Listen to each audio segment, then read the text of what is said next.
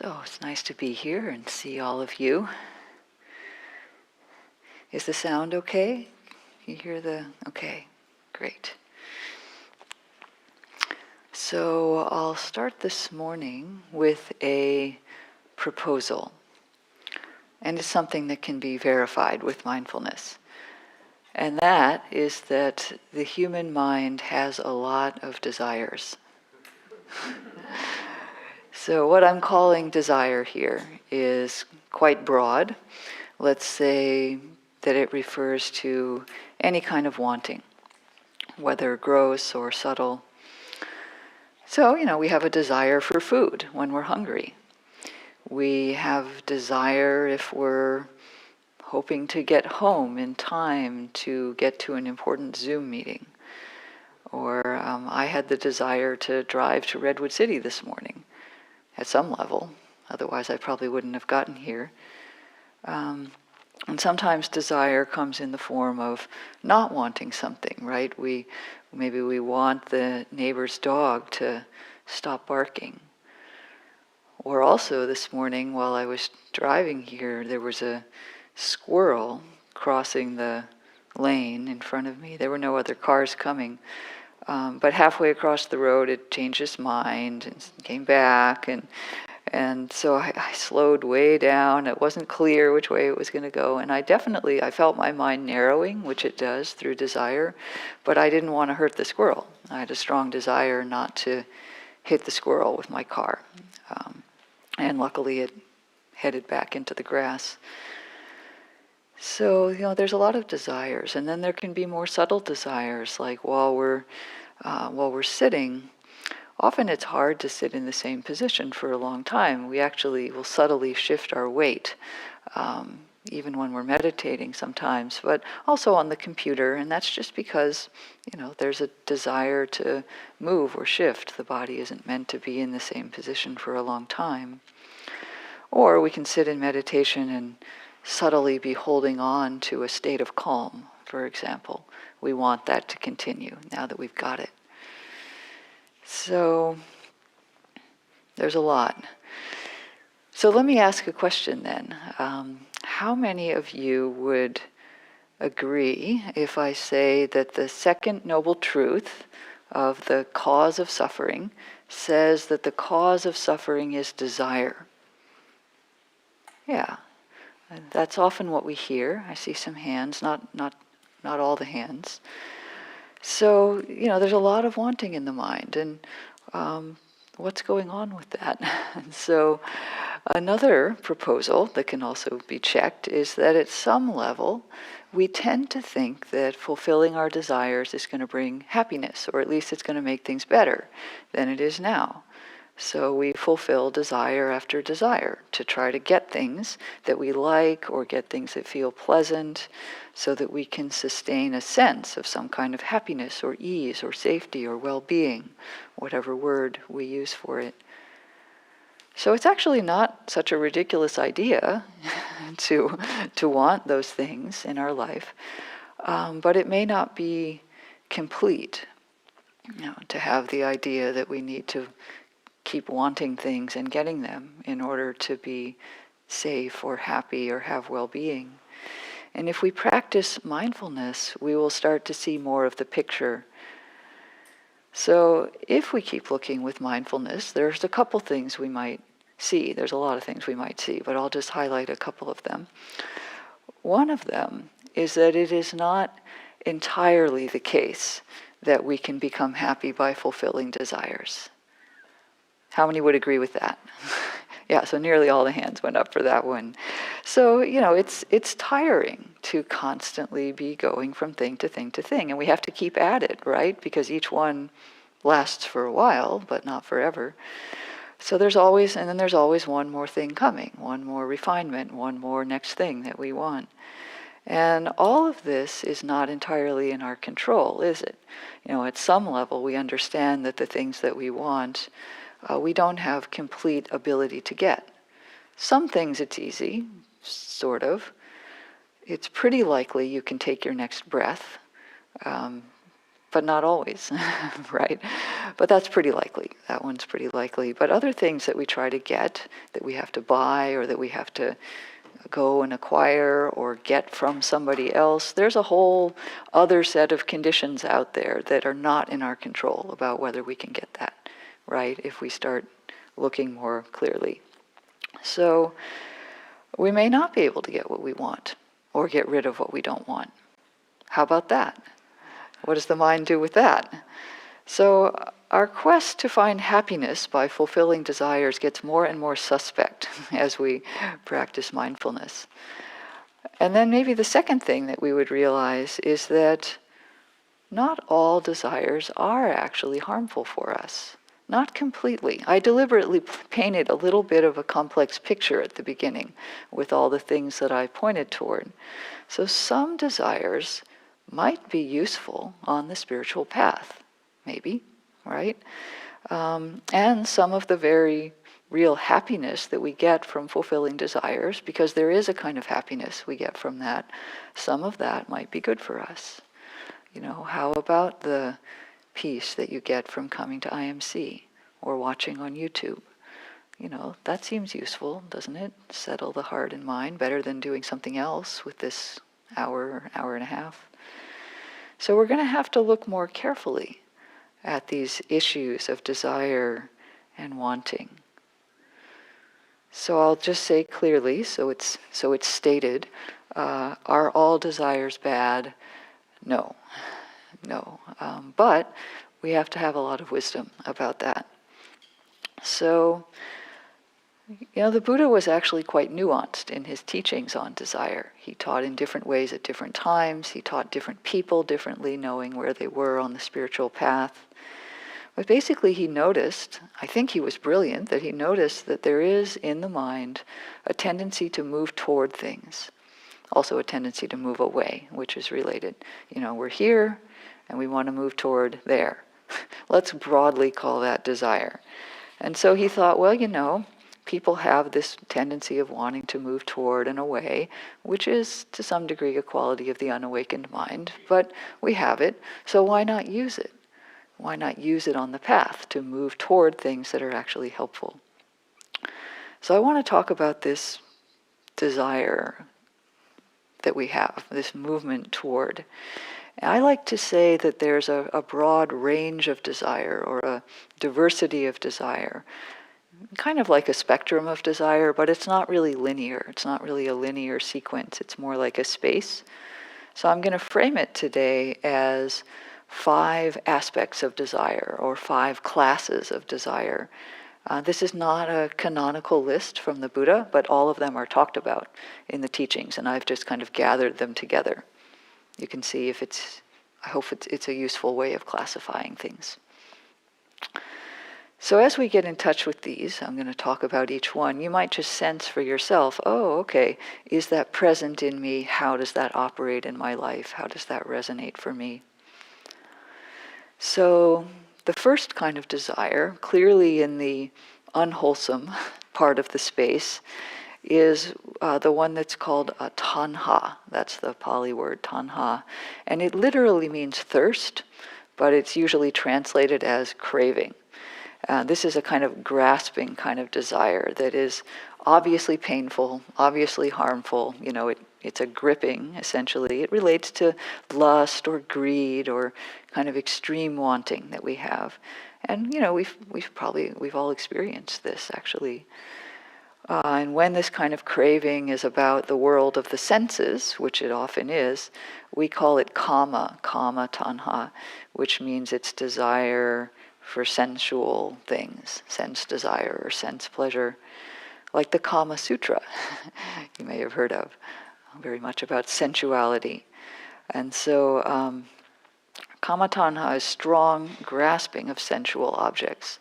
It's not really about the object itself, it's in the mind, you know, so we might have strong grasping at ice cream at a certain time and not at another time. Right? It's not about the ice cream, it's about how much we want it at a given time. Or we might be caught up in how we look, you know, our clothing, our hairdo, or various sexual fantasies and desires. A particular form of this kind of desire is addiction to alcohol or drugs. So tanha generally causes trouble for us, and it's clearly a troublesome one. It can also relate to things that aren't sensual. I emphasized that one, but there are other things. We can have lust for power or for having a certain identity, being seen in a certain way. That can also be the realm of tanha. So it's obvious that these kind of desires don't support the path to liberation, right? They are themselves binding for the mind. And then maybe a second class of desire is basic desires that are related to bodily needs. We all have these: to need to eat, the need to drink, the need to use the bathroom. So these desires are not usually seen as inherently harmful, but they are somewhat stressful, aren't they? How we relate to the desires and needs of the body influences how happy or unhappy we are. Even awakened people still feel physical hunger, and they still have the need to pee. That still happens. There's one sutta that says that even arahants, who are fully awakened beings, feel sensations that are, according to the sutta, dependent on the body and conditioned by life.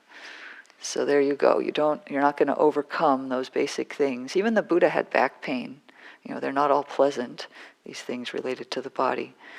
But there is some distinction between beings regarding whether or not these bodily desires bring any dukkha, any suffering. Then there's a third class of desire, very big one, that's related to the desires that it takes to fulfill a human life. Trying to live a typical human life among other humans, we have desires that go with that. The desire to find a livelihood, maybe the desire to have a partner, the desire to be part of a community, to secure a place to live and have access to food that we like. All of these desires, this is the world many of us live in from day to day. These desires take a lot of energy, a lot of our attention and effort. And they're myriad. I can't even name them all. I just named a few. Relationships, politics, family life, all these worldly desires. Gil sometimes says that we should call ourselves, instead of human beings, we should be called human desirelings, which I think is, that's always struck me. I've heard that from him years and years ago, and it stuck with me. So these kinds of desires are very interesting for the spiritual path because they're the ones that we tend to defend as normal and even necessary. If I didn't have those desires, what would I do? I'd just sit on the couch all day. I'd be a couch potato. I wouldn't do anything. I couldn't accomplish things. I couldn't help people. I couldn't serve my family.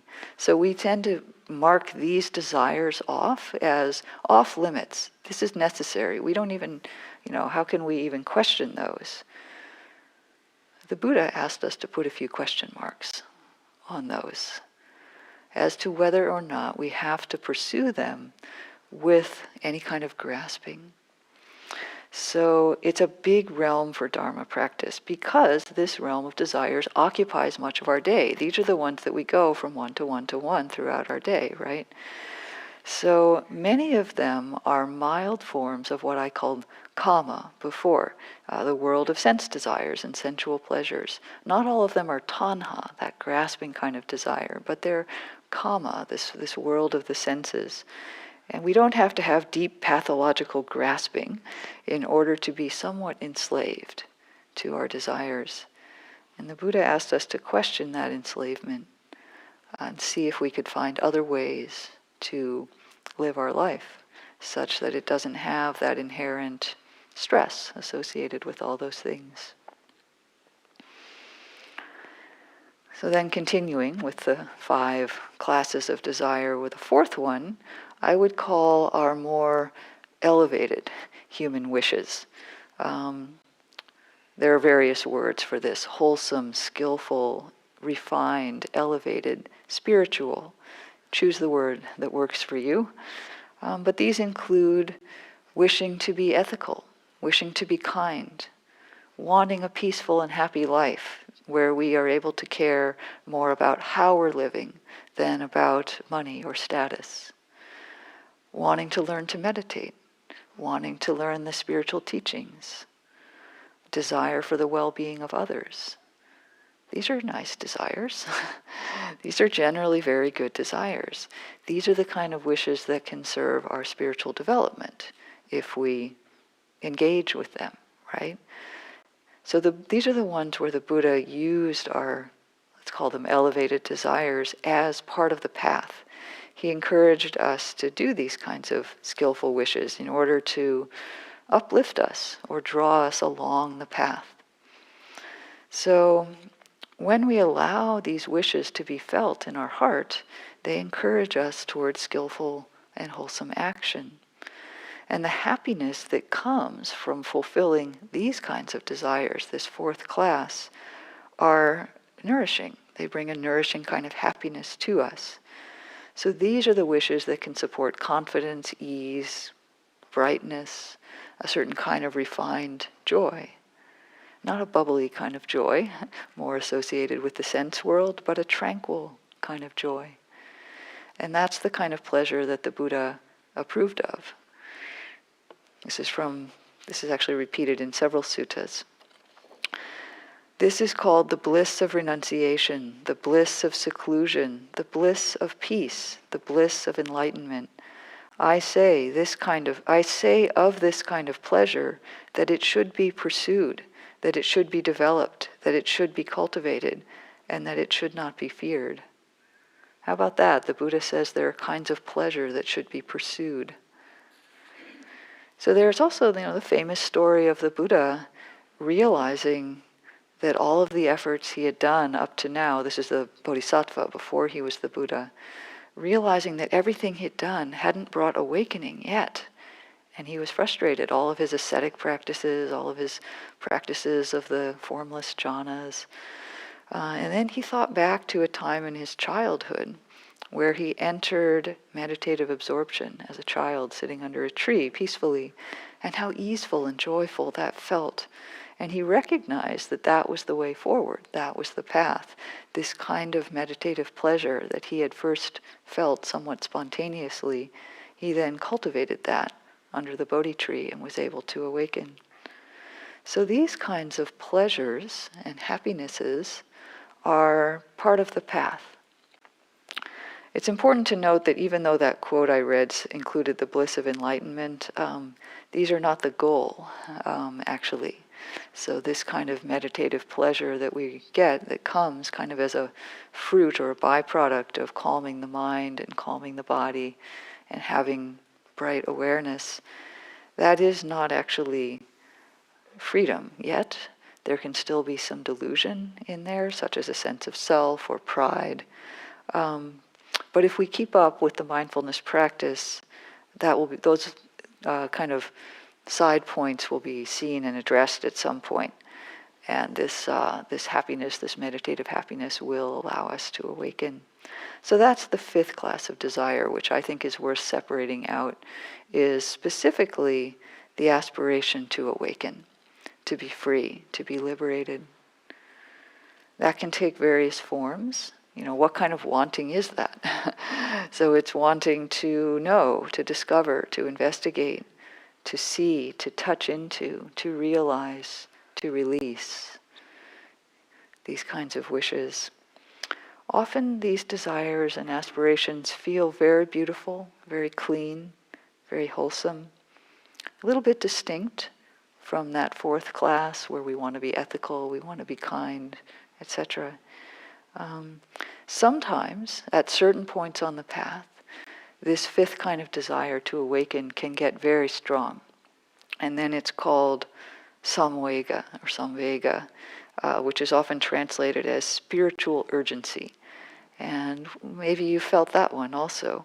For some people, there's a resonance with the Western idea of a calling to practice, a deep sense of wishing to be free. Sometimes it can be a little bit unpleasant even.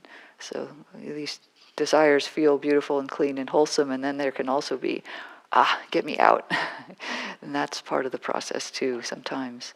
this wishing to be free can come really straight from the heart. So we have these 5. We have tanha, the grasping kind of desire. We have basic desires related to fulfilling bodily needs. We have the desires that accompany living a human life among other humans. We have our more spiritual wishes for kindness, for ethics, for meditative development. And then we specifically have the aspiration to be liberated. So they're not quite a linear spectrum. I hope you see they kind of define a space. But nonetheless, there is a clear division between unwholesome and wholesome, right? Between unskillful and skillful. Some of them are blatantly painful, and those are the ones that we can feel, that contraction. Other ones we tend to make a trade-off. We say, I want this, and the benefits of it are going to be better than the detriments, so I'm going for it. Like when we're working a certain job that has some stress associated with it, but we need the income. So we make these trade-offs in the kind of the middle realm.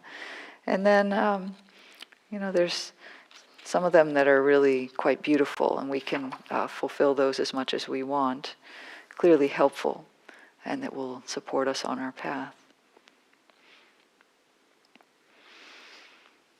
So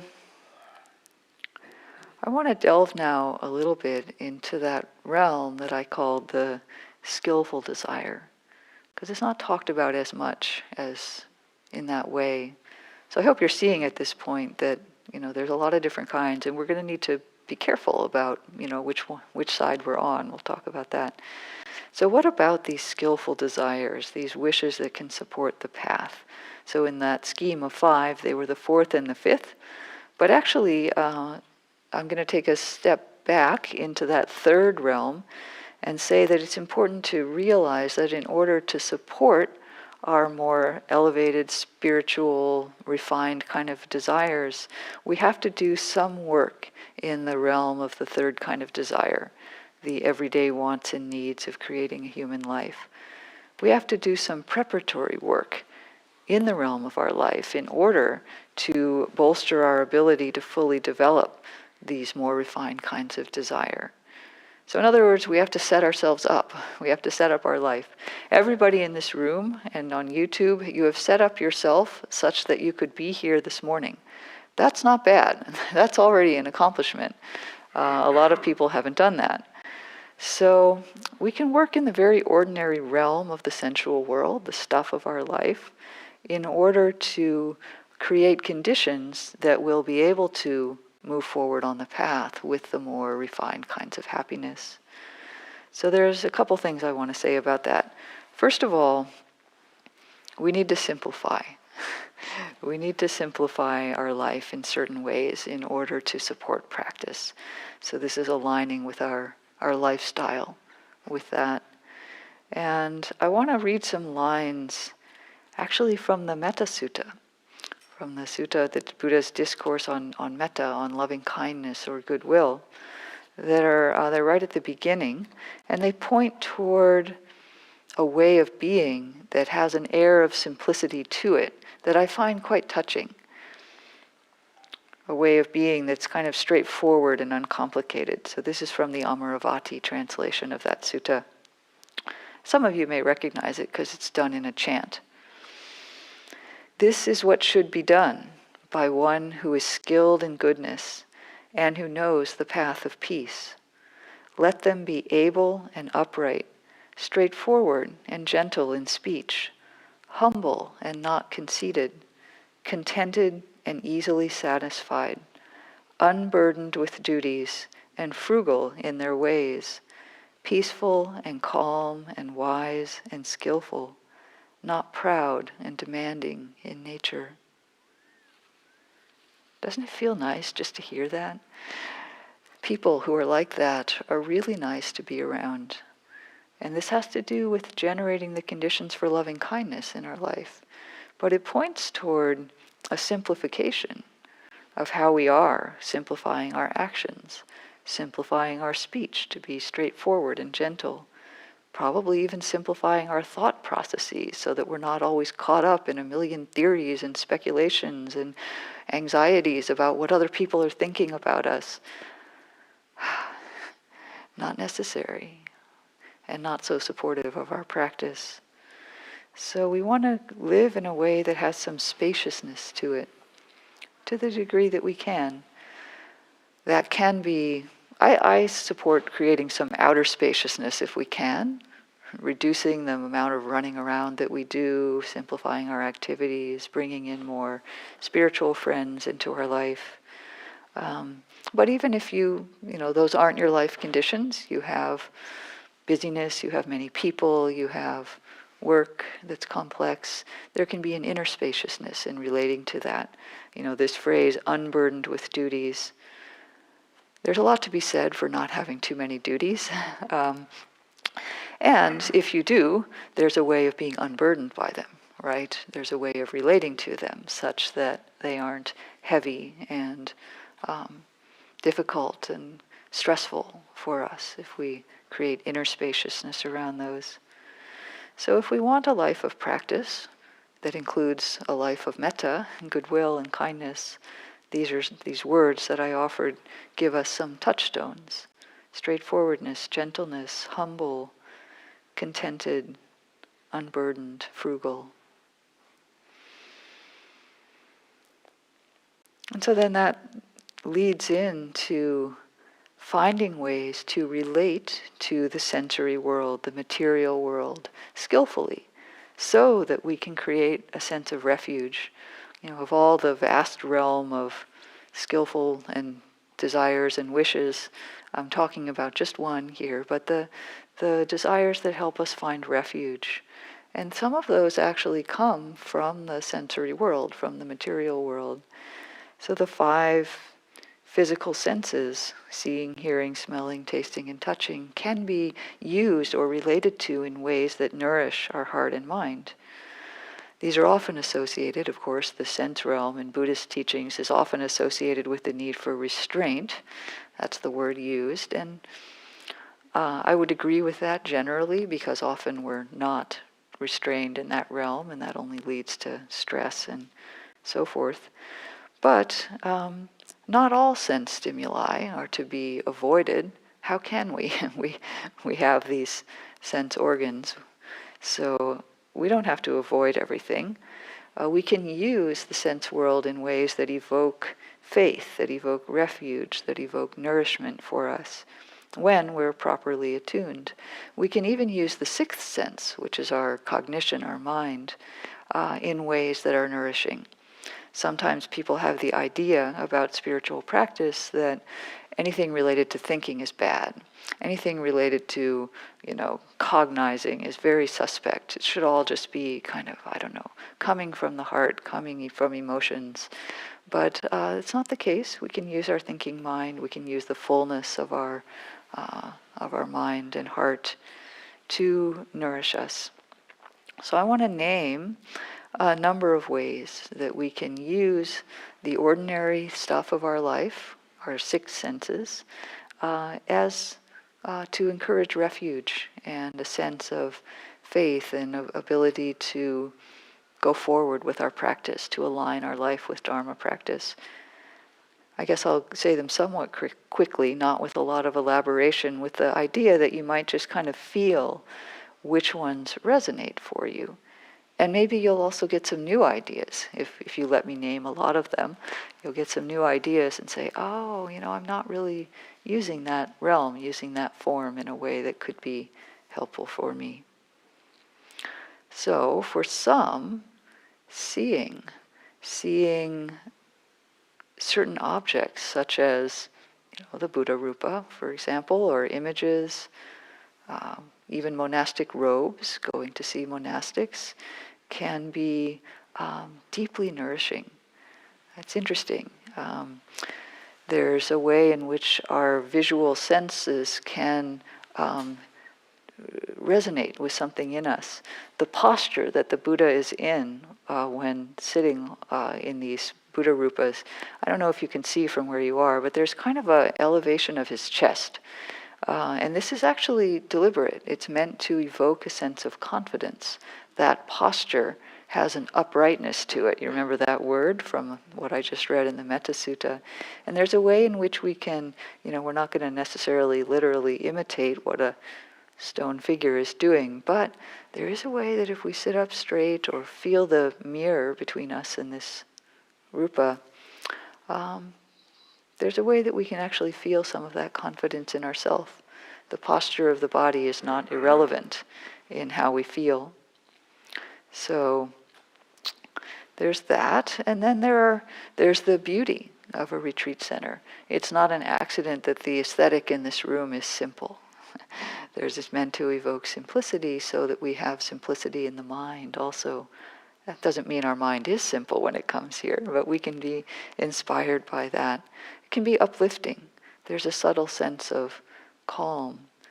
And it might also be that you can feel, if you have a certain sensibility when you walk into a room like this, can you feel the stillness in this room? Because a lot of people have meditated in here. There's been a lot of hours of meditation in here. And so there's a way in which that's a sense coming in through our sense doors, and yet it can be nourishing for us if we open to it. Hearing the Dharma has long served as a gateway to profound insight, and at a more ordinary level, it's inspirational. So, being here this morning to hear the Dharma, and there's also, a vast number of talks and guided meditations available online and in other forms. So, listening can be a ready source of support for our practice. Is that a sense desire to want to hear the Dharma? Yeah, but it also goes in that elevated realm. Reading the Dharma is also good. Reading, using the mind, using the cognition. I recommend reading the original texts if you're drawn to them. Of course, in English translation, there are good English translations available now. And there are also some very good modern interpretations by teachers, Dharma books of various kinds. The Buddha encourages reflection on the teachings. You are allowed to think about what you've read. Think about whether it makes sense to you. Think about how it might apply in your life. Have questions about whether it's really the case, what that really means. You probably wouldn't want to do a lot of long thinking while you're sitting in meditation, just because we want to separate those. But, outside of sitting on the cushion, please do think about the Dharma, reflect on it. For some practitioners, the first taste of kind of real confidence in the Dharma comes when we read something that is exactly like what we've experienced.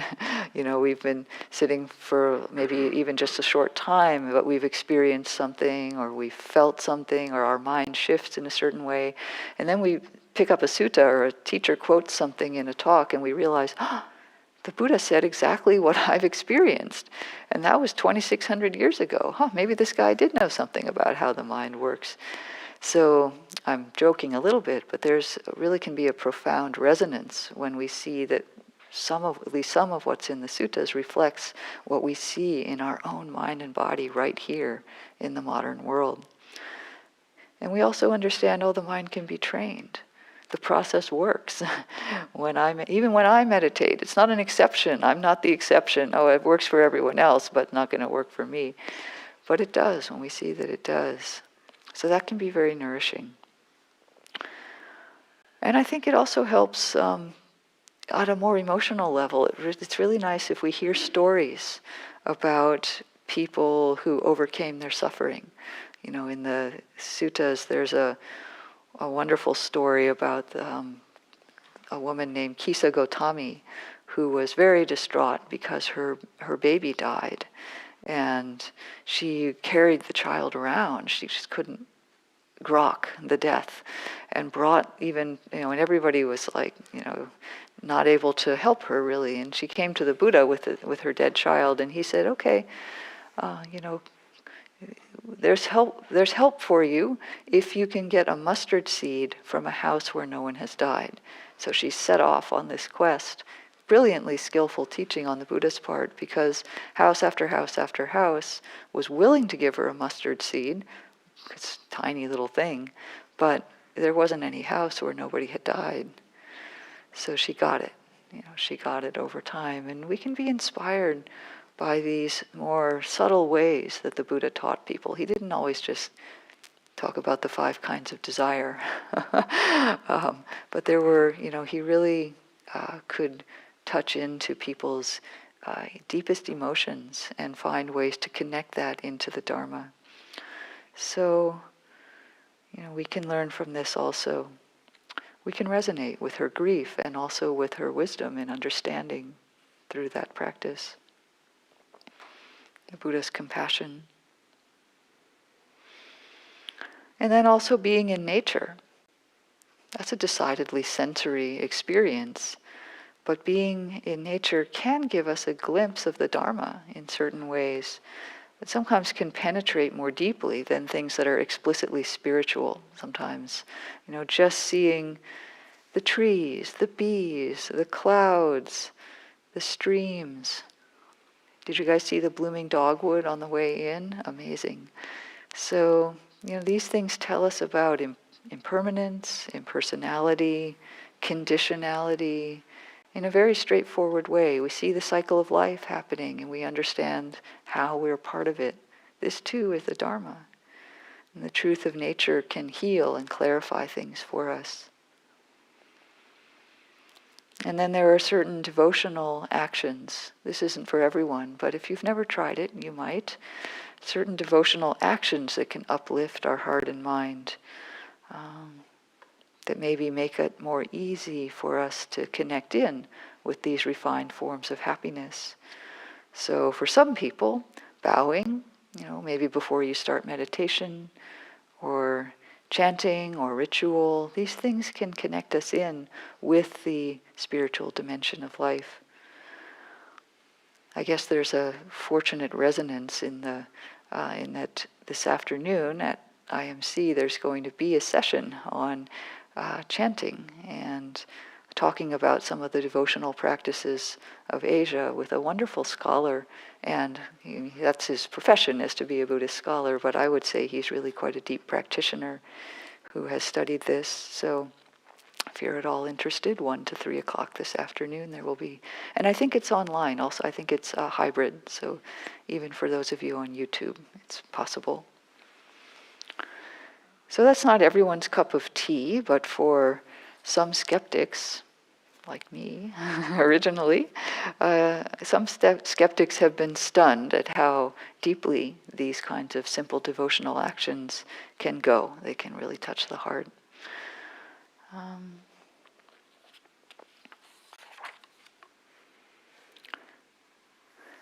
So, are there ways that you could express your spiritual desires through your material life?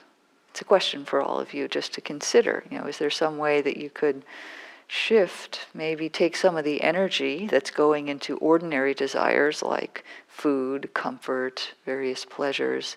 We devote a lot of our attention to that. How am I going to get this or that, get the next one that's going to be good? How could we convert that into elevated desires for simple surroundings that support practice, for trust and confidence in practice, for learning the teachings, for spiritual community?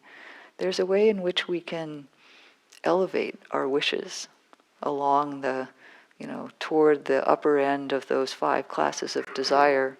And sometimes we're able to literally kind of convert the ones that are a little bit more worldly focused.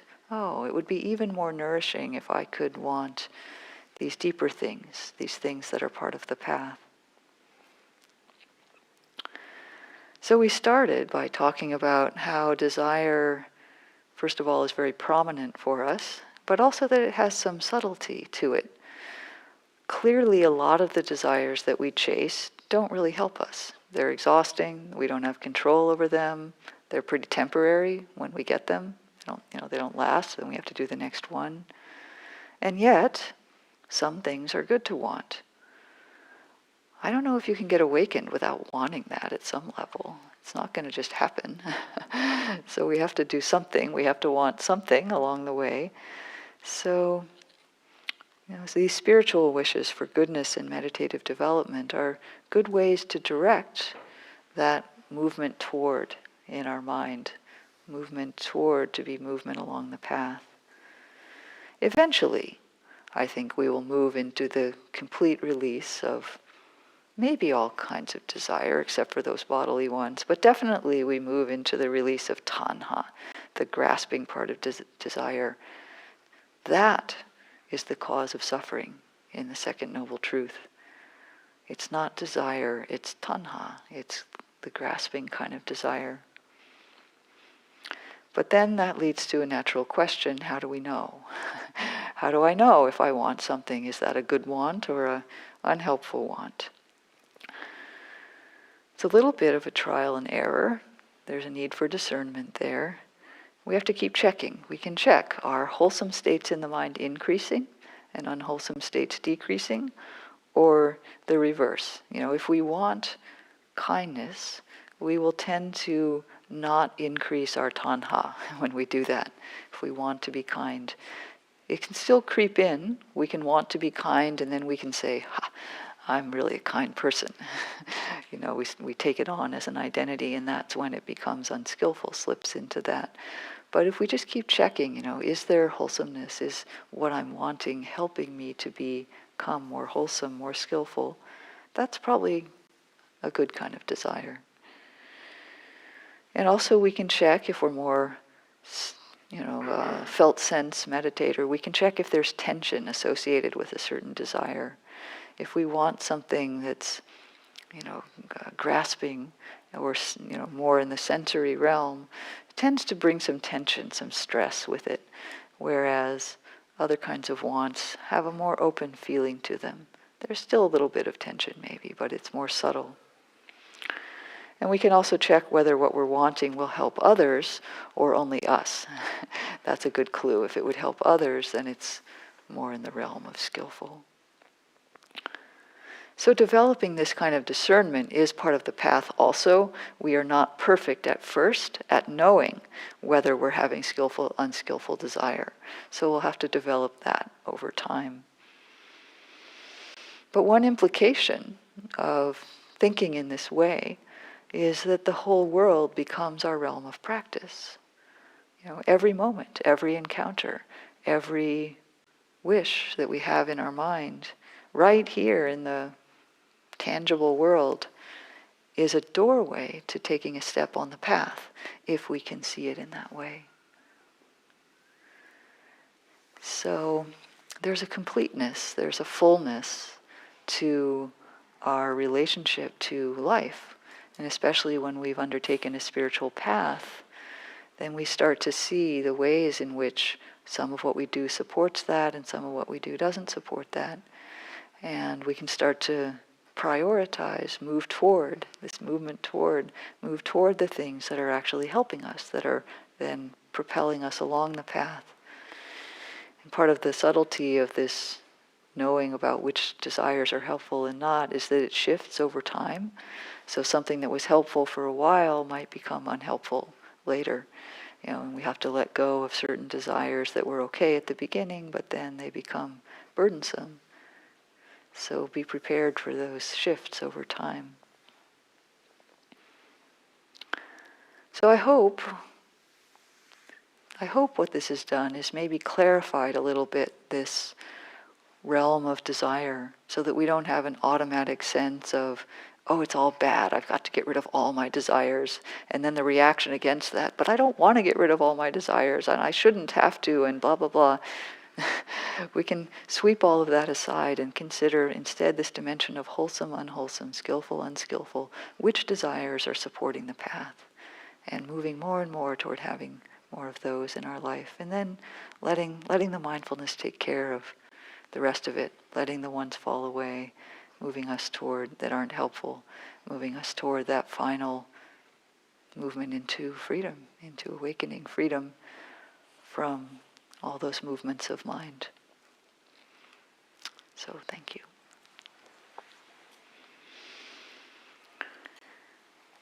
I guess we would have time for one.